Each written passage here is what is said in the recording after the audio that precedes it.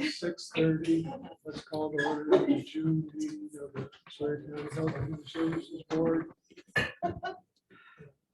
Roll call, please. Dale Schluter, Yeah. Marshall Savitsky, Here. Jesse Venture, Michael Maestri, Chris Russ, Here. Lorraine Gouget, Don Pettit, Here. Carol Pearson, Sabrina Dunlap. Here. Therefore, Thank you. Pledge of allegiance.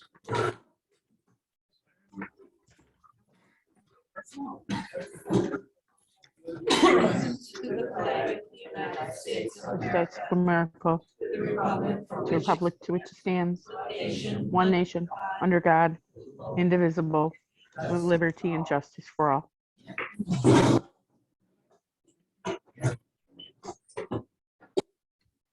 Certification of compliance with open meeting laws. the meeting has been noticed to the public and news media as required by section 19.84 of the Wisconsin statute.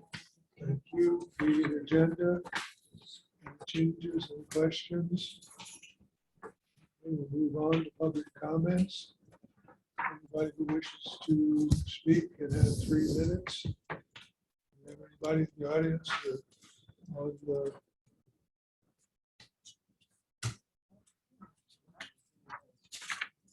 no public comments? Approval of last month's minutes.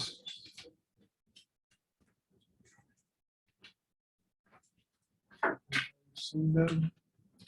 Motion to accept. I'd make a motion to approve them. Thank you. I'll second that. Thank you. Everybody in favor, say aye. Aye. Okay. Motion passed. Committee reports. Paul.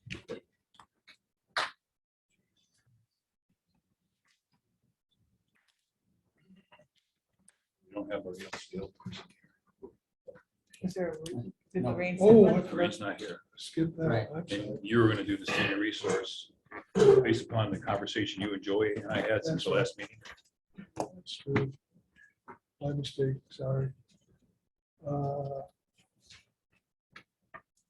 Joy is not going to attend the meetings of the Health and Human Services. Everybody hear me? No. That one will project out there just to there. Oh. Try and speak up. She will give me a page or two to bring to the Health and Human Services Board on a monthly basis, unless there is something unusual, different, or that we feel needs to come to the whole board's information. So, starting right now. Do you have anything? No, we didn't bring a report, I'm sorry. Okay, no, that's all right. Now you're up, Paul. Okay, under administration, we just have 2 handouts for you. The organizational chart that's updated since last time and what was in the new board members' binders, as well as the services for department revised. I made a couple changes in there. I think the one was under adult long-term care. It was supposed to be residency review, and I think we had a shorter version of that word. So I changed it. That was it. But that may be something you want to review as we have continued conversations, not only tonight, but moving forward. You want to reference how everything fits into a larger picture.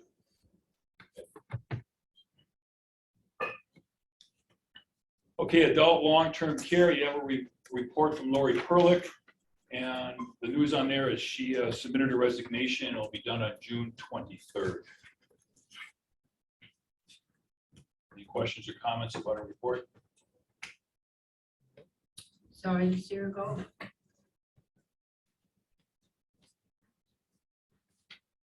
Okay, the next one is behavioral health. You have a behavioral health report from Militia. And we also have a new placement report that Cindy Hannes put together. And let's see.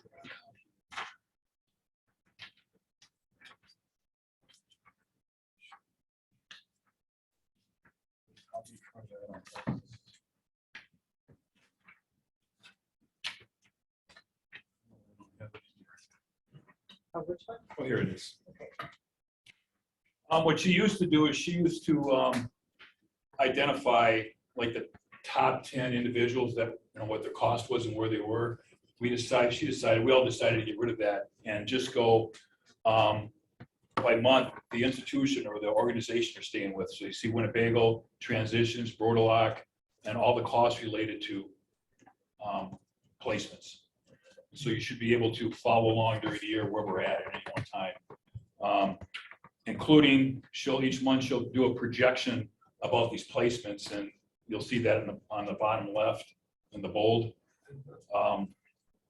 I do want to tell you about that placement we talked about last time, where we said it was either like 990 or it was going to be 2020.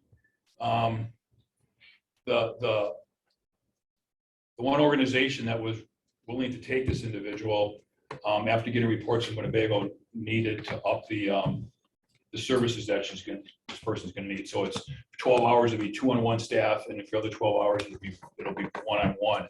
So the contract, we just finished it today, we're sending it out. It's going to start on June 21st. And so that'd be for 188 days. It's $14.85 a day. So for that placement, it's just a little over $279,000 for the year. And she's in there for a full year, it's a little over $542,000. So we, Carol, myself, and Joe have spent a lot of time on these conference calls, and this is the best that we could do. And now it could change. This person may need more services. It might cost her more, or it might be less when it gets better. Hard to say, but this is where it's starting out. Does this person have insurance? Gone. That expired last year. What happens after 188 days with this person? This contract is, I just do a contract for the calendar year. So then, So this is okay. oh yeah, this is moving forward. And this is, we spent, you came in late last time. We spent a little bit of time, maybe you're right there. Then we're talking about the cost of the placement costs are quite a bit. Not only for the adults, but for the children and youth too.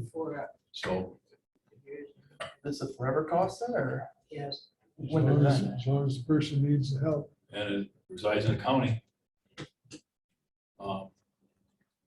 And that's so like when we do diversion programs or have programs that deal with the chronically mentally ill, which we'll talk about a little bit, like with Carol Lunda's Northern Counseling Services with the CSP program, it helped to maintain them in the community with support. Otherwise, if you don't, you may have a whole lot more placements like this. So, and some people just have to be placed. There's nothing we can do. And And you're right. unfortunately, you never know when another person may crop up, or 2 or 3. That's why it's so hard to do the budget for these long-term care individuals and the cost involved. I mean, I think at one time, did we have 3 folks down there now at that cost? It's Winnebago. Yeah. Does the numbers you just talked about, does that replace the Winnebago? Yes. We only have 1% at Winnebago now. Is that just one now, Joe? That's right. We have one now, but we have many people under commitment that anytime could end up Right. in Winnebago. And usually there's shorter term stays and maybe give some rides to some people. Yeah. So there, and so that like in and out pretty quick, but this one was a real outlier and it's been living there for like 3 or 4 years, basically. We tried some other placements, they didn't work. Now we're gonna try again.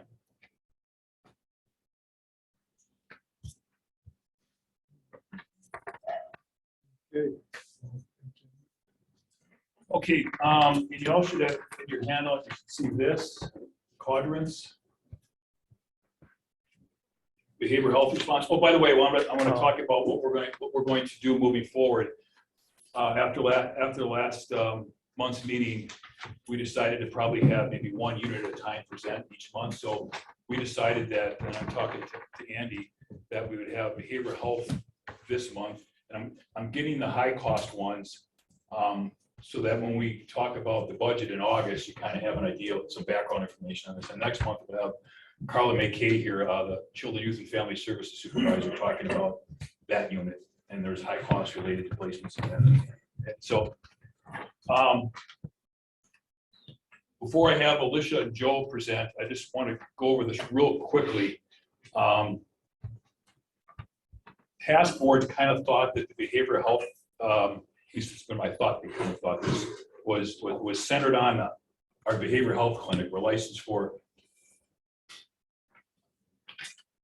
Patty whispered to me, signal, can you put this up for you? Sure. Thought the behavioral health response was centered around our clinic. It's not the centerpiece, it's a tool. We're licensed to do mental health, we're licensed to do substance abuse counseling. The problem is we just can't find people to staff the clinic. But as long as Joe and Alicia are here, if they have to see somebody, they're not seeing a lot of people because they got other responsibilities, that they at least have that tool there.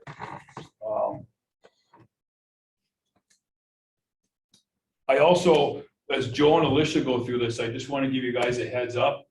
This is not an official announcement, but just let you know that there's probably better than average chance by this time next year, Joe and I will not be here.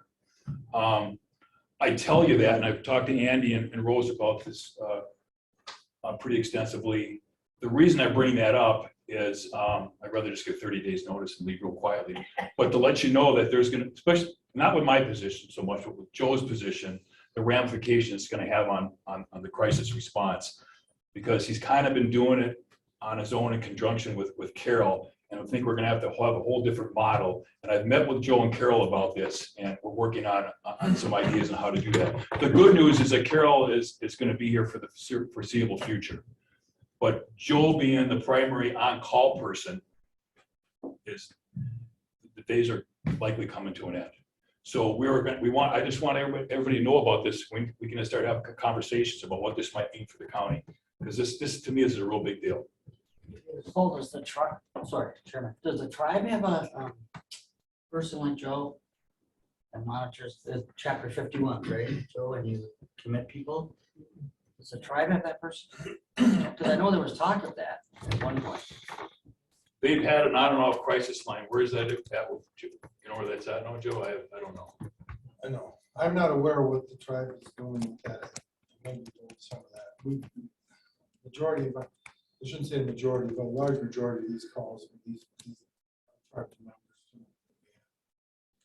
Our CSP population, we have a significant amount of tribal members on there, on CSP, chronically mentally ill. I know you do CCS, but CCS is only for this level. When they get to be this level, they're with the county.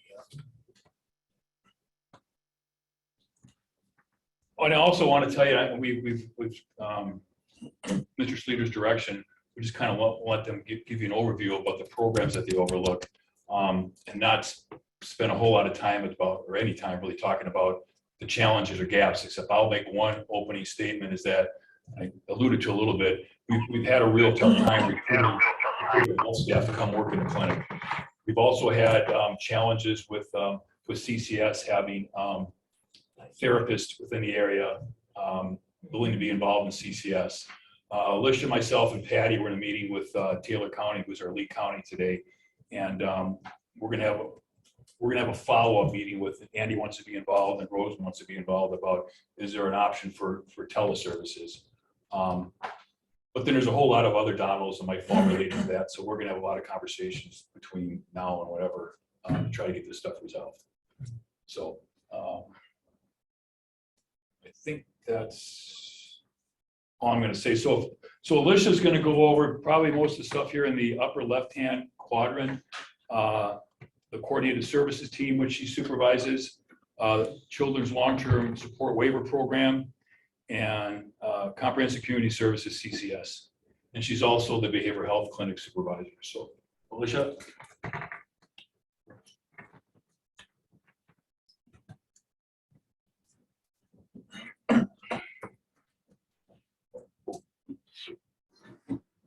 last month, you guys were all given brochures, or should have been given brochures. I don't know if you have them with you. Well, there's not enough time in the day to go over these completely as there should. So briefly, CST is a grant-funded program that we have. This is for any child up to the age of 18. It can be extended to the age of 22 if they are considered persistent and chronically mentally ill, but we would have to get an okay from the state lead in order to keep that person on CST. There is no cost to it. It's referral. Really the only difference with this program compared to the other programs I'm going to speak about is the child needs to be in multiple systems of care to be in CST. So whether they're involved with CPS or justice, through this. Some of the new members may not know what all the acronyms mean. Oh, CST is Coordinated Services I Team. also I'm have it sorry. on the handout. Okay. So, I'm sorry, all of them are C programs. We have a lot of C programs. So we get a lot of referrals from the school. And usually it's kids that aren't in a lot of trouble. So truancy, you know, they're brought down to the guidance counselor's office. Not your hardened criminal, really major mental illness, nothing like that. So this is more of a preventative. We want to get them right before they get any worse. We use CST along with CLTS, which is the Children's Long-Term Support Waiver Program, and we use it with CCS, which is Comprehensive Community Services. It's called a wraparound approach. So one child could be in all three programs. However, we try to keep CCS separate because this is a different form of funding, even though it is through Medicaid. I don't know how to explain this in the small amount of time I got. CCS is also for adults. So we'll stick with these two first of all. So CST, like I said, that's the very basic program that anybody can be on, but they have to be in multiple systems of care. CLTS, this is more for children that have a physical disability, developmental disability, or they're SED, severely emotionally disturbed. They can be on this program again up until age of 22, but only if they have a chronic and persistent mental illness. The CLTS waiver program is, they can provide adaptive aids. They can provide renovations to homes. So if somebody, a child is wheelchair bound, they can get a ramp built into their home. If they need a lift in the bathroom because of, you know, they have cerebral palsy or they can't walk. We work with the state and their house can be renovated and the waiver program will pay for that cost to help. Recording in progress. Home. What? Nothing, you're fine. To keep the child in the home with the family. That's the basic premise of the program instead of having them institutionalized someplace else. They have a service and support coordinator. So we have two of them here with Dan Gilmore and Terry Brown. Right now we've got 44 children on the program for CLTS. We do not have a wait list. We get referrals from physicians, the schools, people go on our website. We have a lot of people that are moving to Hayward. I don't know why, but they are. When they transfer from another county, we have to pick them up. There is no, we can't take them because there is no waiting list anymore. So CLTS is a in-depth program. There has to be a screen. They have to be functionally eligible in order for the services. We perform the screen. Most often than not, I can only think of a couple of times that children have not qualified for these services. CCS. This is for children and adults. It's for mental health. It's for AODA. We do individual skill development, med management, wellness. many different things. The only problem is you have to be on Medicaid in order to be in this program. So let's say you want to be in CCS, but you have Blue Cross Blue Shield. You can't be in CCS. Whether you're a child or an adult. You come in for a functional screen. If you're a child, you get the child's functional screen. If you're an adult, we do an adult functional screen. Based off that functional screen, it will tell us whether or not you are eligible for the program. Sometimes people are, sometimes people are not. Then the product, like Paul was talking about, if somebody wants mental health services with CCS only, none of the other programs, only CCS, Chapter 36 dictates that the mental health professional has to be CCS certified. So let's just say they were seeing Carol Lund for outpatient counseling prior to coming in and wanting CCS. Carol Lund is not a CCS provider. I mean, well, that wasn't In a good. scenario. A scenario, let's say she was not. They have to make the choice whether they want to continue seeing their therapist that they've seen for 10 years or get rid of Carol and try and find a CCS certified therapist, which we don't have many. Me, Joe, one of Carol's employees, and one person over at North Lakes who is not taking any more people. That's it. Mental health clinicians don't want to get involved in CCS. There's a lot of paperwork. There's training that goes with it. A lot of paperwork. So, and it's more on top of than what you normally have to do as a clinician. Yes, 2 questions. Yep. Is CCS voluntary or court ordered? no, it cannot be court ordered. It is voluntary only. We went through this with the judge years ago. No, it cannot be court ordered. And it's because they have to have Medicaid, so it's a billable service. It is a right? billable service, correct? So is it something that could be sustainable? Well, we're holding our own with what we've got, but we need another mental health clinician. And if Joe retires and if I leave, I don't know what you're gonna do. So there's nobody else here who have the credentials. Paul, you know, he wants to come out of retirement and be a clinician. You know, I have a narrow focus. Yes, I am. So. No, but we, that's why we're having this, we had the Right. conversation with, we're gonna have a conversation with Taylor County if there's an option for telehealth. And also the meeting we had today was with North Lakes and their director, clinical director and one of the therapists. And I just at the end, and unless you remember this, I asked, by the way, what, she's a licensed therapist. I go, what do you think about their 36 requirement that you're a licensed therapist and you have to go through this extra training? I knew what her answer would be. She goes, it's ridiculous.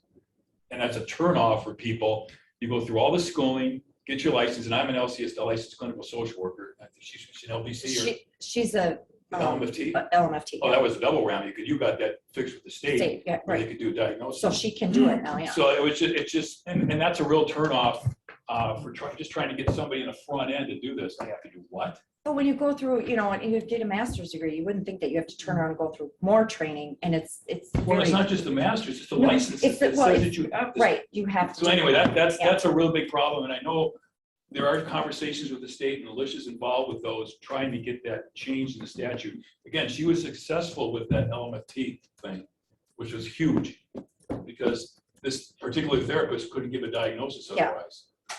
Yeah. But it's, and we keep arguing because in CCS, Chapter 36 dictates that the mental health therapist has to be CCS certified, but the substance abuse professional does not. Now tell me how that makes sense. Right? So if somebody comes in and they do have mental health issues and a substance use disorder, they can receive services for just that substance use disorder, and they can go anywhere and we don't have to worry about it. But if they want mental health counseling, they have to go to a certain person that's CCS certified. So that's where we get hung up. And we're in a consortium with 3 other counties, Price, Iron, and Taylor. Taylor is the lead county. And so it's supposed to be a shared model where we can use everybody from each county to help each other out, but we're all struggling because we all don't have enough therapists. So even though we'll have this conversation about telehealth, the service directors, myself, the one from Iron, Price, and Taylor, we all get together usually every 2 or 3 months. There's nobody to share. So, you know, I don't know how well that's going to go over. We still have a conversation, but we've tried to solve that problem on our own. It's a good program. it's just, Chairman, I got another question. Go ahead. That's okay. Andy, you might know the answer to this. Is it true that counties with really strong mental health, behavioral health programs like CCS have less out-of-county placements, like at Winnebago, Mendota, facilities like that? Because at one time, I think we had heard that or thought something about that. What have you seen? That's a loaded question. I can feel Joe and Alicia staring at me. I know, but we had heard that before. That's why I Yeah. asked you. I mean, I think, and I don't have any facts to put behind this, but I understand like our CCS program has 6, 7 people in it. Yep. And our CSP has like 50 people in it. And I think in some counties it's flipped. well, that's if they don't have CSP, They like, don't have CSP. right. But So I then think, they put everybody on I think the CCS. general statement, the more you can, the CSP has 50 people, those are the high risk, those are the ones that are one little hiccup away from being in a protected placement. That's not what CCS is. That's not what CCS is. But the more you can work with those people and keep them stable, the less chance you have of placing them. How you get there, I don't have that answer. I was just gonna ask though, is the consortium we're with for CCS, is that part of the problem? Are we with a couple of the weak counties? No, No? no, it's just, prices, Well, it's all three, price, iron, 3 rural counties that don't probably have a lot of service providers. Right. Period. period. Yeah. Yeah, so, and to make it viable, if you contract out, but that's the thing, you have to stay within your consortium, and we couldn't go out on our own. I don't know what wasn't the saying on answer our is. own, I just didn't know if. Yeah, but who, I look at the other, like Bayfield and Ashland, they do a shared model. But then they've got a strong presence with North Lakes. And it was kind of odd today where this woman didn't seem to know that. I know, and we were getting, it was getting at the end, and I was gonna say, See, but she said all the therapists are booked up, but I was gonna bring that dynamic up about. well, yeah, because Val and Tom both, Okay. yeah, Can so we get back there's, to the discussion about. Okay. what you guys do? so those are 3 programs, and then we have our outpatient clinic, which we can do outpatient mental health, AODA, OWI assessments. Joe and I, that's it. That's what we have. But I let the board know that with Joe and Alicia, it's very unusual that we have 2 people duly credentialed, both in mental health and substance use. And the system we have here going, like if you think of, children, youth and families unit and economic support, that system's already set. So if somebody leaves, you can plug a person in if you can find it. This situation here is fragile because if people leave, it's a whole different system's got to be set up. It's not pluggable and replaceable like that. So that's what we're working on behind the scenes. Andy and Rose about talking with Joe and Alicia and Carol. But this is what we're doing now.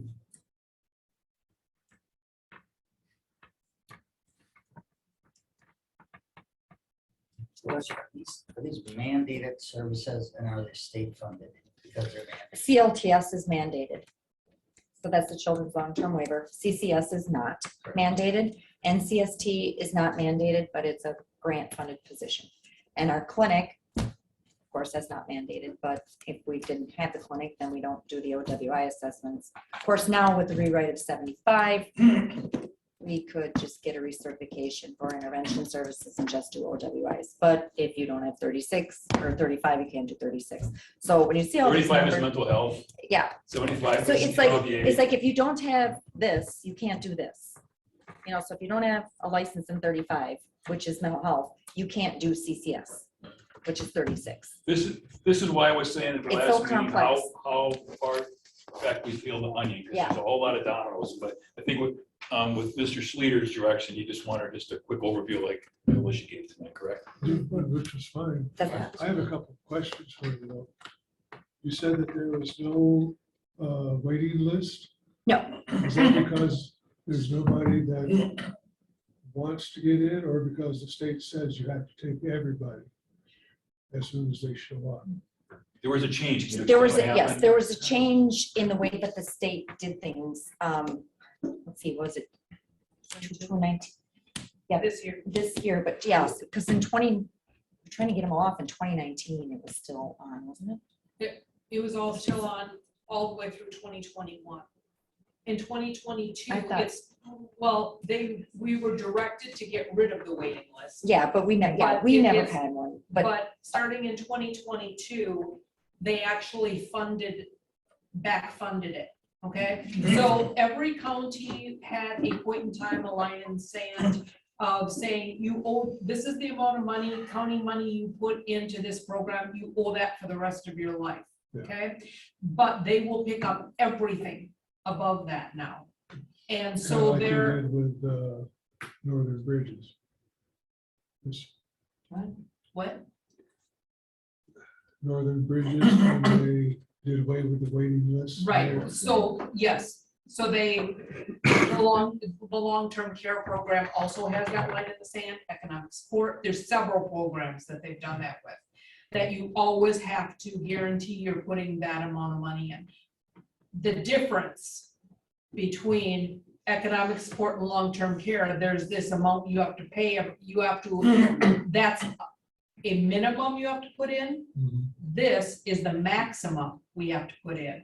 So they actually have us cut a check for that amount of money to the state every year, and they cover 100% over that. So starting in 2022, they started instructing all counties, no waiting list, no waiting list, no waiting list for about 3 years. But until they actually came up with the bucks to back it, counties were very unwilling to hire the staff necessary, the case managers to see that through, because there was the reason that we are so much higher in our maintenance of effort, that base level that we have to pay every year, is because one year we had a Really gentleman on expensive there, a young man situation. who was so expensive, and we had to put him in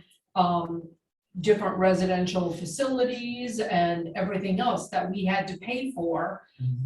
So that drove up our costs majorly compared to other counties around us.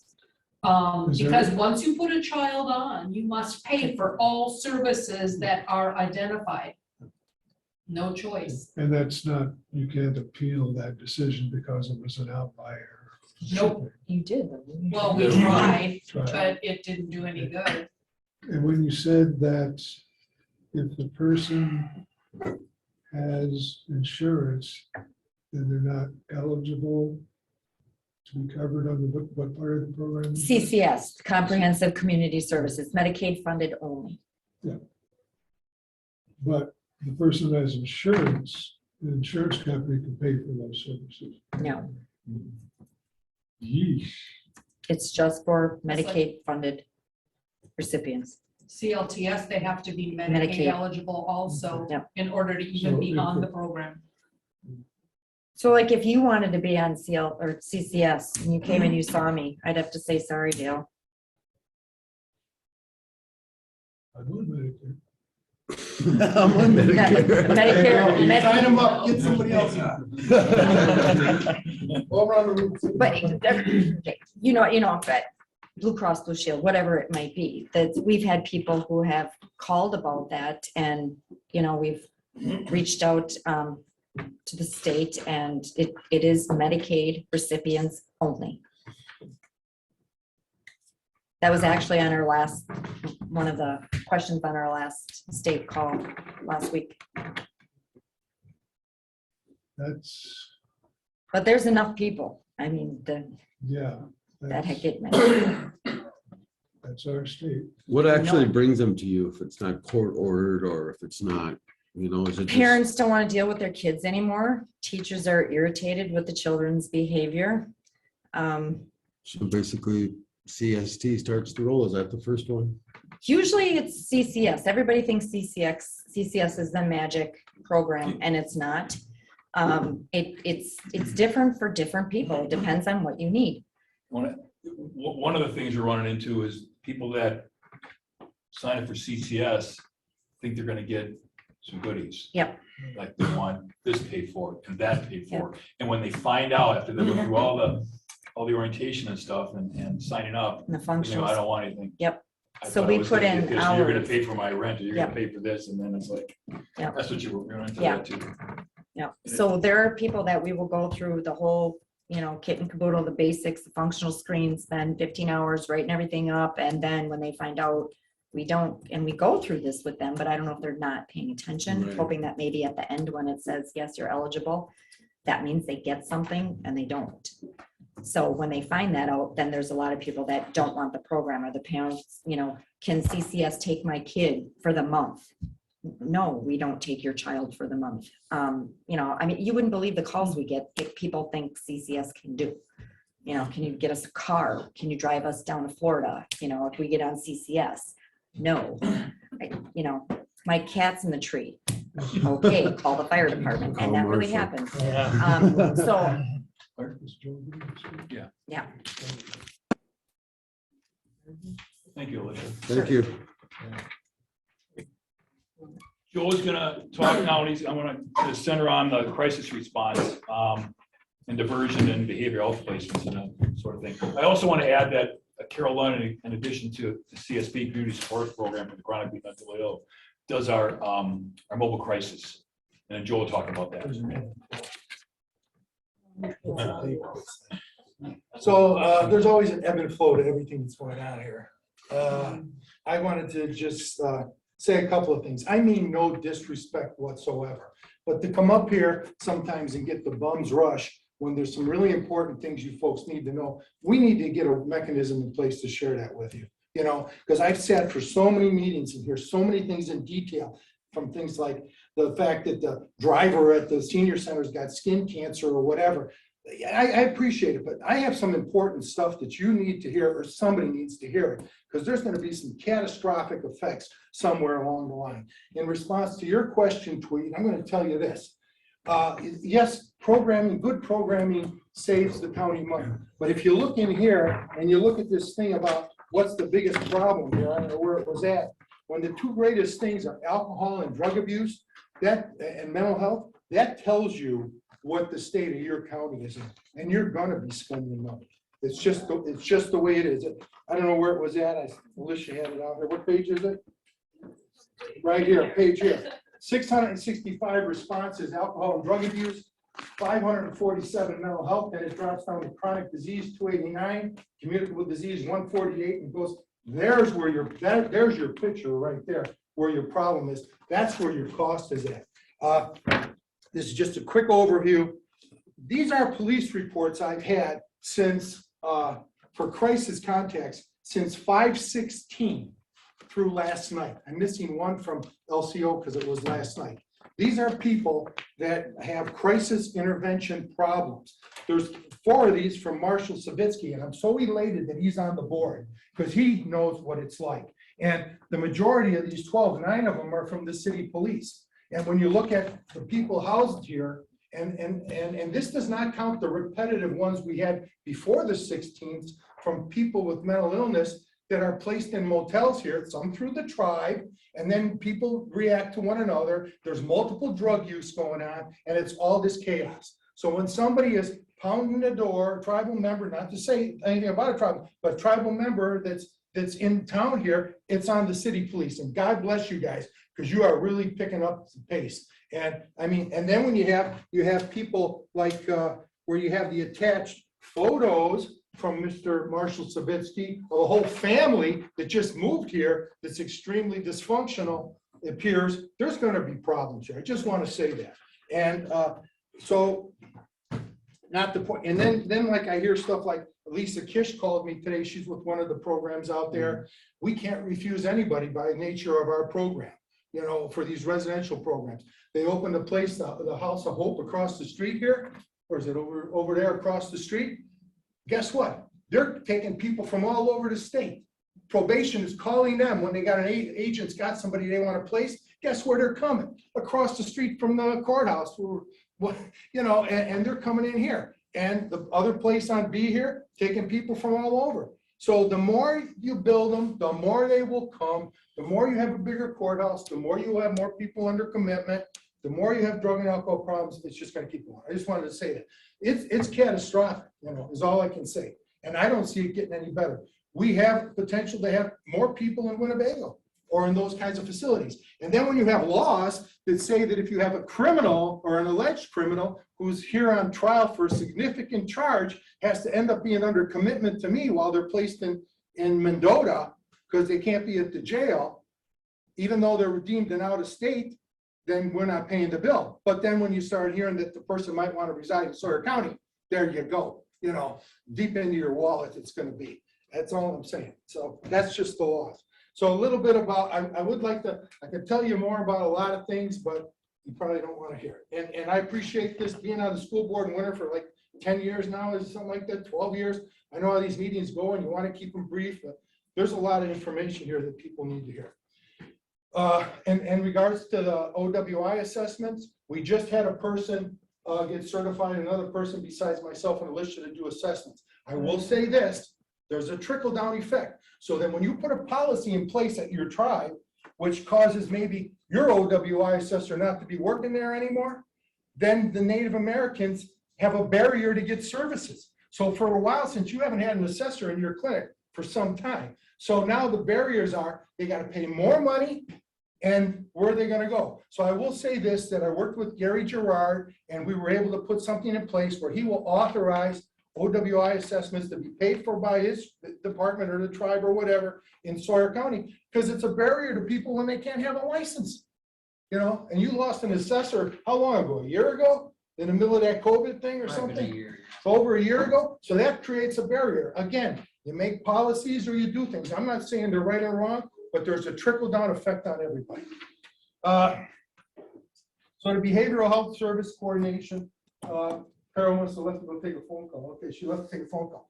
Carol runs our crisis program. She's got 3 people that are doing the mobile crisis. Every time there's a mobile crisis, I approve whether it should be mobile or not.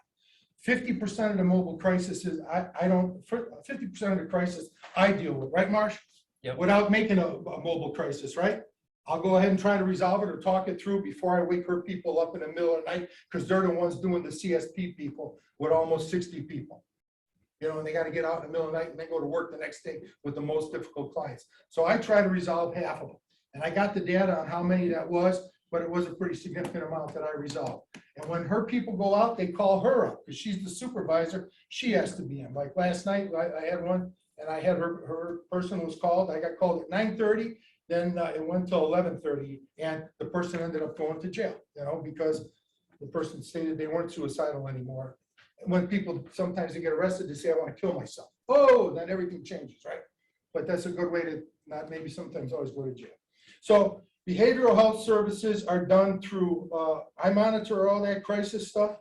And then we contract out with Carol One to provide the support for those services when people have to go out in the middle of the night. I try to monitor that because it is, it's exhausting for people.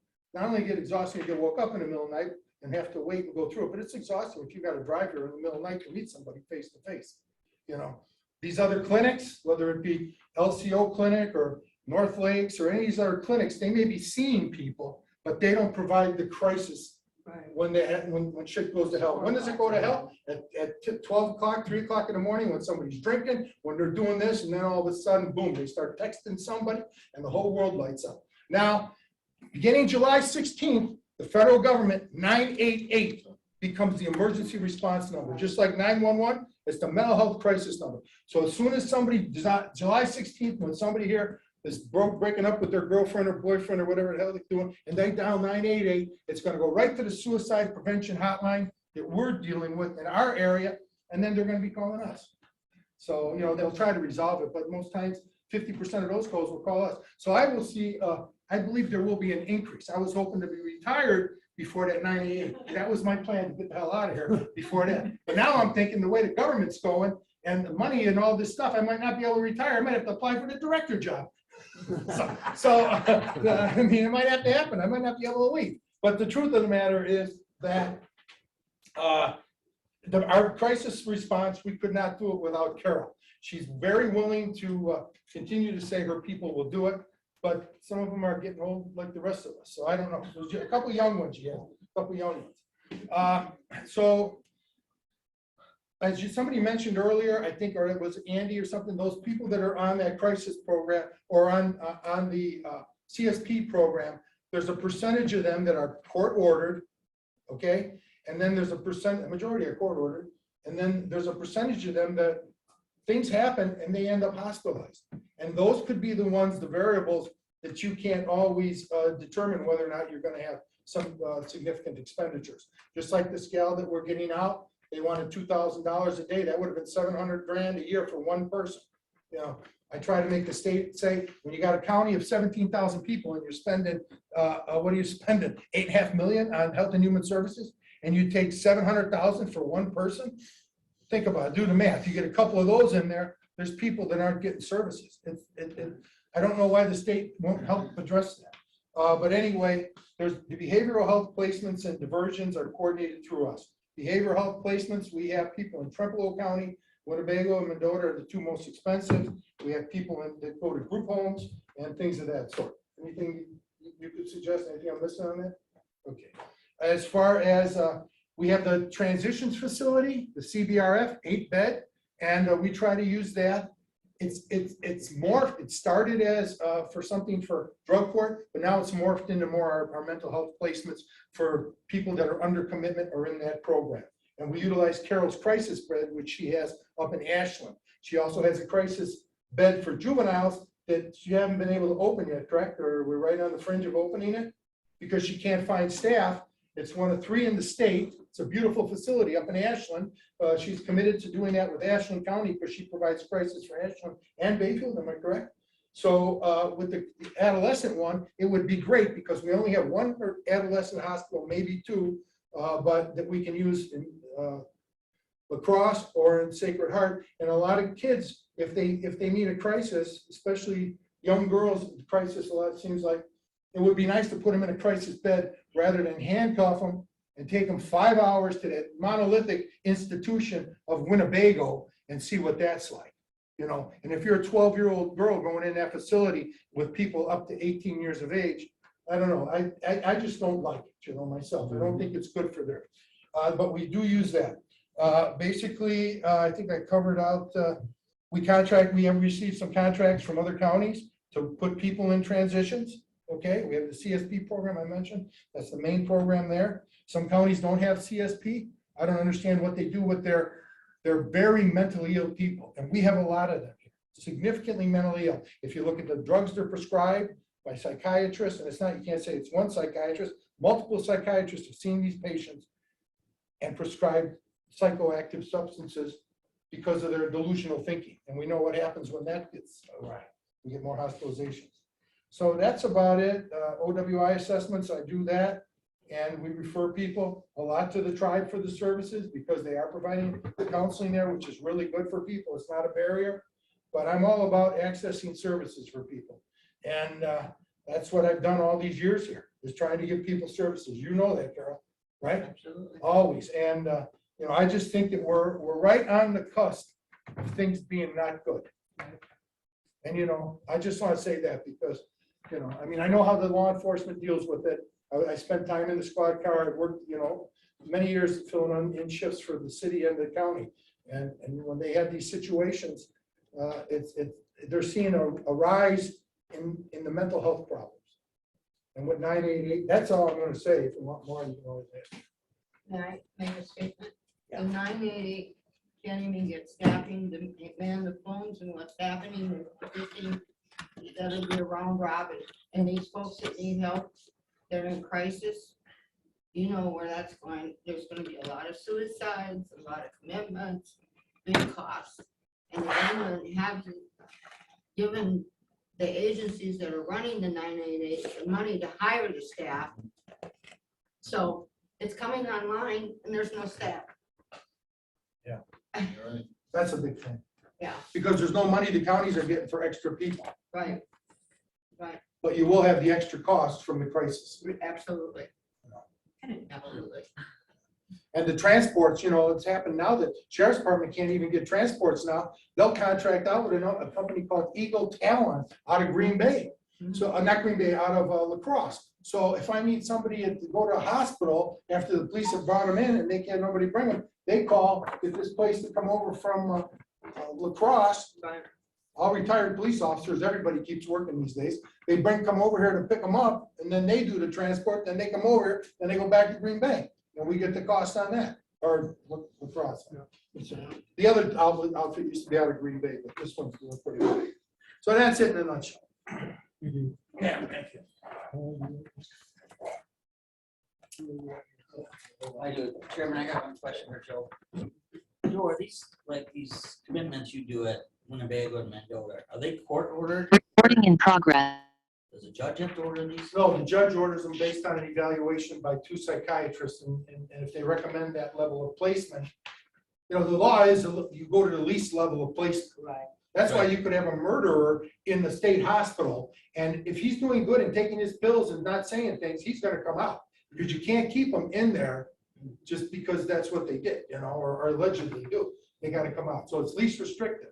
So these are recommended by psychiatrists, you know, that's what they need. Thank you, Joe. I think. Okay, the next one is Child Protective Services. You have a CPS report and a substitute care report about the placements. Reminder, Carla McKay will be here next month to explain her unit, more about these reports, but similar to what, not the same kind of thing, but somewhat similar to what Cindy Hannes put together. We also have placement costs for the children in substitute care and the different places, foster care, RCCs, blah, blah, blah. And we can talk about that next time. So that information and those costs are there. We also have them segmented between Health and Human Services and LCO, and we'll probably hear more about this next week, but when LCO places a kid, LCO can, I'm saying it's good or bad, but they can place the kid regardless of what the county thinks. The county's got to pay for it. So that dynamic's always there. And the next one is the Youth Justice Report, and Carla can talk more about that next month, what the report entails. And then we have economic support. That's from Shauna White, who happens to be here tonight, but at some point we'll have her give a presentation on her unit, but this is her monthly report. And when she comes, she can explain it in more detail than what I can was on this sheet. Other than let you know that I think in general, our consortium, we have 12 counties in there. Functions pretty well, it's pretty well up there in the state, isn't it, Shauna? So if you see these high percentages about these different activities, they get commended on it quite a bit. Okay, and then we have Julia Lyons of Public Health. Yep, I'll try not to report too long. Okay, so COVID-19, and I have just a couple other things on a verbal report for you. By the way, those of you who have not been on the committee in the past, this was the Community Health Improvement Plan was something that the board approved along with the board of directors at the hospital. And we did that earlier this year. And so this is the written report just for your review. Okay, COVID-19, we are at a high level right now, and that increase is really due to hospitalizations. I'm anticipating that to kind of fluctuate up and down. What happens is if an ICU, the hospitalizations they look at is just at Ashland and Hayward. We have very limited amount of ICU beds. So if they can't transfer out to another ICU facility and they have to keep somebody there, that will bump us up to a high level. So that's why we kind of saw, we went from high 1 week, I think 2 weeks ago, we went down to low, we're back up to high. So that's why that's shifting. So I just wanted to kind of let you know what's happening with that. We still are doing vaccinations every other Thursday. We have AMI coming in. That is a company that the state is contracting with so that we don't have to have that expense internally. And then we are testing 4 days a week. We're only seeing about 1 to 5 people coming in to get scheduled for testing. So it is very low on testing. LCO is continuing to do vaccinations and testing as well. The goal right now is to try to get as many tests out into the public as possible so they're not having to be reliant on coming in for us. So the other thing related to COVID is we're having a volunteer appreciation picnic on June 26th from 11 to 2 at the Hatchery Creek Park. So at this time, we want to really celebrate all the volunteers and the support we received from LCO Community Health Center, along with the hospital. They really helped us with our testing and vaccinations. We had over 60 volunteers, independent people coming in to help throughout this. So amazing amount of support that we received. So the other thing that we're watching is a few other communicable diseases. I did talk about syphilis, I think 2 months ago. We continue to watch that. We have gotten a health alert out to all the providers. The big thing with syphilis is it is something that can be undetected and spread. So really trying, anybody who's coming in for any sort of STD testing or annual visits, we really are encouraging the providers to make sure that they do include syphilis in that testing. Because that isn't something that was automatic, because we kind of thought we got rid of syphilis. So, anyway, so we're working towards that. So I anticipate we'll be detecting more cases, but hopefully then we can kind of get that under control. The other thing we did was the state came in and did a training with us at LCO Health Center, actually. And one of the big connection pieces to stop this is to do contact tracing to make sure that we're identifying others that could have been infected. And so we have a plan that if somebody tests positive or they're in and they're pretty sure they could have syphilis, they're already starting the contact tracing and calling the state right there when they have them there. So hopefully that will help us get a handle on that. The other thing we're watching is avian influenza. Right now, primarily, this is monitored by the USDA because it's an animal-borne issue. So they're looking at commercial flocks, backyard flocks, and monitoring wild birds. Public health would not need to get involved unless we identify that a person has been in contact or multiple people have been in contact with contaminated birds. And then that's when we get involved for monitoring the health situation. As far as today, as I looked, we have not had any flocks or backyard flocks identified in Sawyer County. We have had one wood duck identified in the wild population. And the reason why they're really looking at that is those migratory birds wild birds can spread it to the commercial flocks or the backyard flocks. So we're really trying to monitor that closely. And then the other thing that we're just starting to get information on is monkeypox, which is something that is a very rare disease that we typically do not see or hear about in the United States. And that is you break out with pox like think of chicken pox or smallpox, you get a bunch of pimples and very sore, starts off with the flu-like symptoms. It can actually be, at first, you could even think of that as syphilis, because syphilis has a rash. So there's all of these things that kind of go hand in hand. So we're really working with the communities, the healthcare community, to make sure that they're asking questions, monitoring this closely. The reason why we're concerned about it is it's been identified in countries that we typically don't see it. United States, we have 30 cases so far, and 80 in Canada. So there hasn't been any identified in Illinois, Minnesota, or Michigan, but they have identified a case in, they identified a case in Illinois, but not in Minnesota, Wisconsin, or Michigan. So we kind of always look at our states around us. Julia, is it highly contagious like chickenpox? Yes. Okay. Yep. And it is skin to skin transfer and or respiratory transfer. And so one of the other things you wouldn't think of this type of thing of being sexually transmitted, but it is skin to skin contact, and that is where they're seeing some of the transmission come from. Infant formula, or maybe before I go on, any questions on that before I jump on to the next? I only have infant formula is the last update. So I'm not sure if everybody's been aware. It's been a lot in the news about the infant formula, the recall, and difficulties getting infant formula. We have a WIC program, and with that, we've been able to do multiple substitutions to get families the formula that they would need. It's not that parents have been struggling here, so it's impacting everybody, but it is getting a little bit better. We just received a shipment, I believe it was the end of May. The US imported formula from Gerber into the United States, and that started to get moved out into the communities, so that has relieved a little bit of the problem. And then the other thing, Governor Evers has recently signed an emergency order to prevent price gouging, so we shouldn't really have a problem with that. So that's my update. Any questions?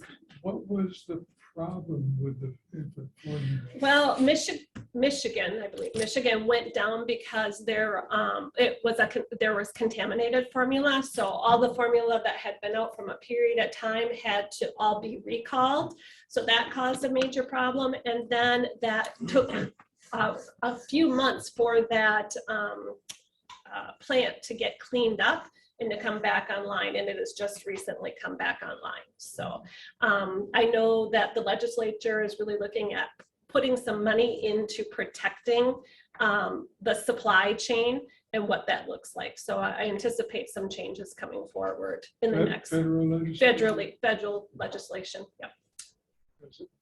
The feds watch production of baby formula with a fine tooth comb. Well, they've been but they haven't been making sure it's really secure. Like that we have multiple places. Like I think Michigan was probably one of the few plants that was making these specific types of infant formula, and they tend to be the ones where the infants need like a special diet. They can't just have the regular go buy Similac off board. They have to have something different. Okay. Any other questions? Okay.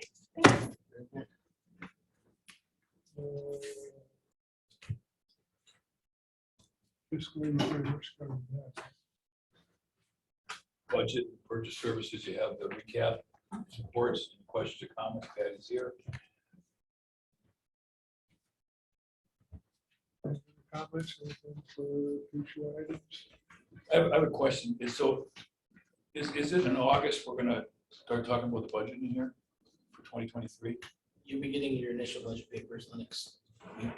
So you can start talking about it in July, but really you're not. No, what I meant, we bring it to the board, because I'm used to a pattern we used to have, so. Pattern's gonna be the same, so. Well, then, we're gonna have to have another meeting with Andy's there too. We usually meet individually at each unit, then we meet as a department, and then we have the county administrator come in, and usually the county accountant if there's one here, and then we'll bring it to the board. And So we're gonna run out of that's why time. when we had talked with Andy, we were bringing it to August unless you were having a special health and human services meeting. Because by the time your new county accountant comes on, and I mean, we wouldn't have time. What I'm saying is there's nothing scheduled to be with Andy before we bring it to the board. We might want to relook at that. We didn't at that point in time that we met with Andy know when the county and accountant was starting. But now I understand it's the first. It's first of July. So now we can set a date, but. Might want to squeeze it in before that August meeting. Oh, we'll be meeting with them in July, definitely. Close by. It's going, you are close by. So You're too close for you right now. You're talking about departmental meetings, not the full services. No, it's what we do to prepare to bring the budget to this board. So, In previous years, we brought the Health and Human Service budget to the Health and Human Service Board in July. But we will be bringing it in August this year due to the fact of not having the time to meet with the new county administrator and new county accountant. as well as we also discussed giving an extra month with all these the new board members to give them a base. So we talked about in July, you're going to be hearing from Carla, the Child Protective Services and Youth Justice Supervisor. So that you get a base idea of the really high cost units. Not that the other units aren't important and have a lot of moving parts and key issues, but at least we wanted to get those and have a discussion on those first. So it'll be August this year. I got a question, Chairman, for. Please, go ahead. Andy, did we move some of the surplus from 21 into 22 health and human services? We moved some of the surplus into the reserve account for placements. We actually replenished it to where it was because there had been some drawdown because of the recent placements. Anything further? We're adjourned.